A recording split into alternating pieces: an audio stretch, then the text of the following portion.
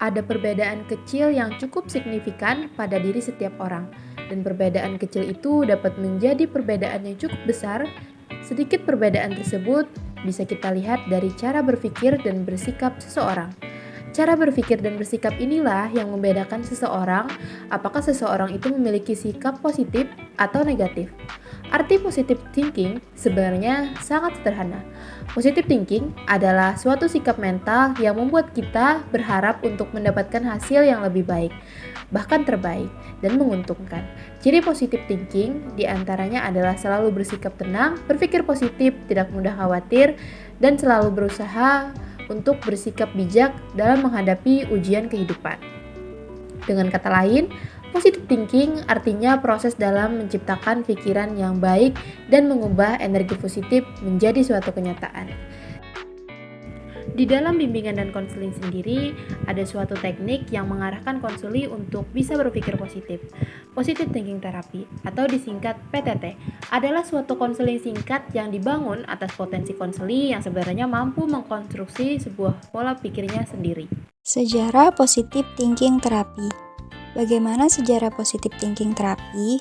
Jadi, terapi berpikir positif bermula pada sebuah ide yang dikembangkan penulis ketika memperhatikan orang yang berada di sekitar selalu berpikir negatif terhadap sesuatu yang belum tentu terjadi. Nah, di dalam diri seseorang terdapat dua sisi, yaitu berpikir positif dan berpikir negatif. Apa itu berpikir positif? Jadi, berpikir positif adalah meletakkan semua hal yang terjadi pada diri sendiri maupun hubungan dengan orang lain dengan menampilkan jiwa optimis, percaya diri, kreatif, dan lain-lain. Sedangkan berpikir negatif adalah melahirkan kebiasaan-kebiasaan yang negatif seperti pesimis, rendah diri, reaktif, dan lain-lain.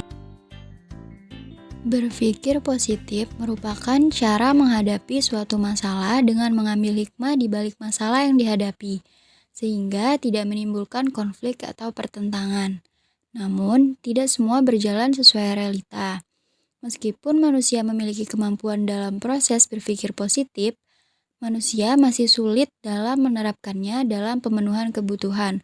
Oleh sebab itu, terciptalah Positive Thinking Therapy.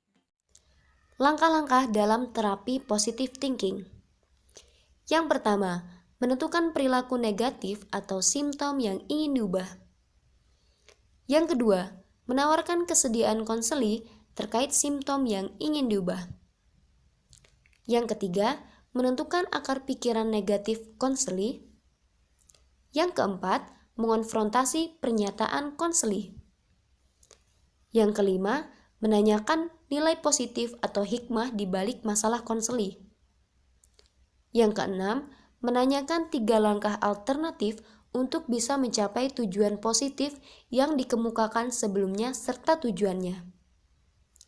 Yang ketujuh, menawarkan untuk melakukan salah satu dari 3 alternatif yang telah ditentukan sebelumnya. Yang kedelapan, memberikan keyakinan tentang perubahan seseorang yang dapat diraih melalui usahanya. Yang kesembilan, memberi pemahaman mengenai pengaruh pikiran terhadap perilaku dan perasaan. Yang kesepuluh, mengukur skala perasaan 0 sampai 100. Yang kesebelas, memperbaiki dan mengulang penggunaan redaksi kalimat negatif menjadi positif atau strategi otogenik. Dan yang terakhir, memberikan homework.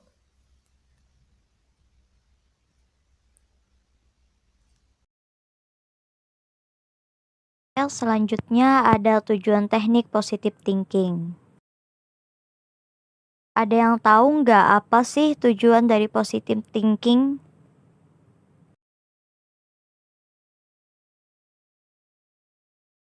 Nah, jadi tujuan dari positive thinking ialah pikiran positif bertujuan untuk menghasilkan kinerja optimal dan hubungan harmonis antara kita dengan orang lain.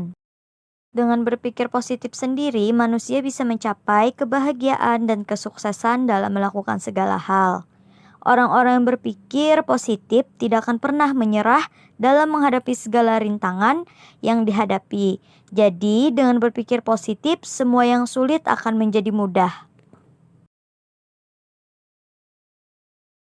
Jadi, tujuan berpikir positif ini memiliki tujuan untuk membantu konseli dalam mengkaji bagaimana memilih tujuan dan menelusuri efek tujuannya berdasarkan pola pikir positif yang dibentuk oleh konseli itu sendiri.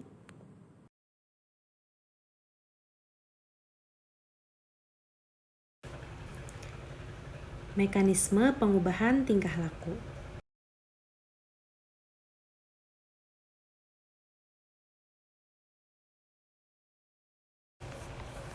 Tahap-tahap konseling. Pelaksanaan terapi berpikir positif meliputi 3 tahap, yaitu sebagai berikut. Yang pertama ada tahap awal, yang kedua ada tahap kerja, dan yang terakhir ada tahap akhir. Nah, pada tahap awal, konselor dan konseli membangun hubungan keakraban, hubungan yang berfungsi, bermakna, dan berguna. Keberhasilan terapi sangat ditentukan oleh keberhasilan tahap awal ini. Kunci keberhasilannya terletak pada keterbukaan konselor dan konseli. Keterbukaan konseli artinya dia dengan jujur mengungkapkan isi hati, perasaan, dan harapan.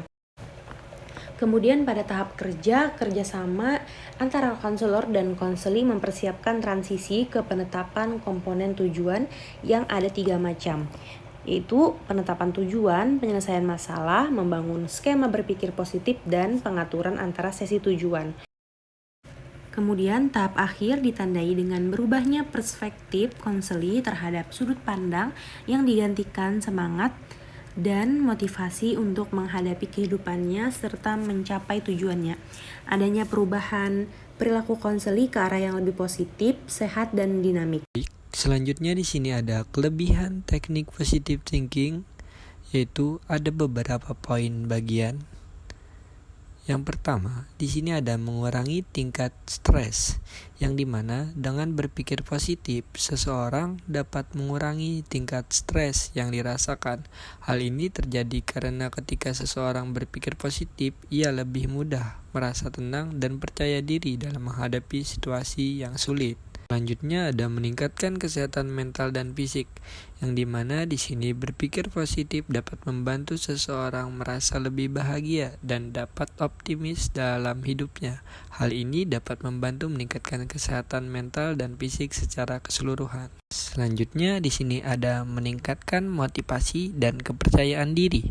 Dengan berpikir positif, seseorang lebih mudah merasa termotivasi untuk mencapai tujuannya dan memiliki kepercayaan diri yang tinggi untuk menghadapi tantangan. Baik, selanjutnya di sini ada meningkatkan kemampuan untuk memecahkan masalah. Dengan berpikir positif, seseorang lebih mudah melihat sisi positif dari suatu situasi, sehingga dapat membantu meningkatkan kemampuan untuk memecahkan masalah. Dan yang terakhir di sini ada meningkatkan hubungan sosial.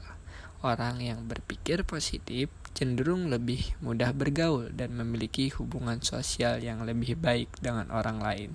Hal ini dapat membantu meningkatkan kualitas hidup secara keseluruhan. Nah, mungkin itu aja kelebihan dari teknik positive thinking. Selanjutnya akan dilanjutkan oleh teman saya. Teknik positive thinking terapi juga memiliki kekurangan atau kelemahan. Untuk kekurangan dari teknik positive thinking terapi ada 3. Yang pertama, kurang melatih kemandirian konseli dalam berpikir terhadap suatu hal. Jadi, teknik positive thinking terapi ini kurang efektif dalam membentuk atau melatih kemandirian pola pikir siswa atau konseli.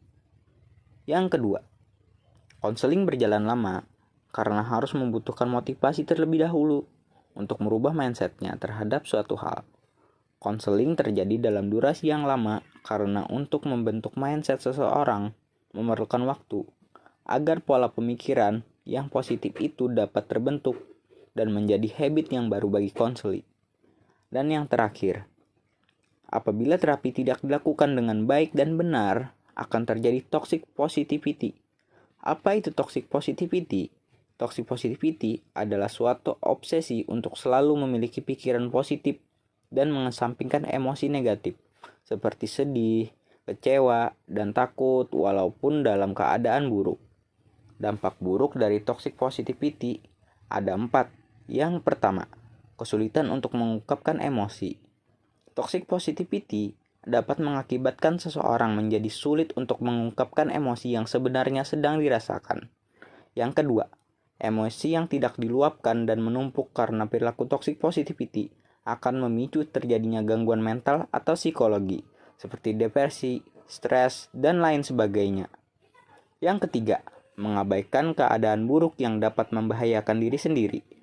Misalnya, seseorang sudah terlanjur terjebak dalam toxic positivity, cenderung akan mengabaikan perilaku kasar dari pasangan atau teman, dan mudah memaafkan perilaku kasar yang mereka lakukan, ditambah dengan pemikiran optimis bahwa pasangan atau teman itu akan berubah. Yang keempat, rendah diri.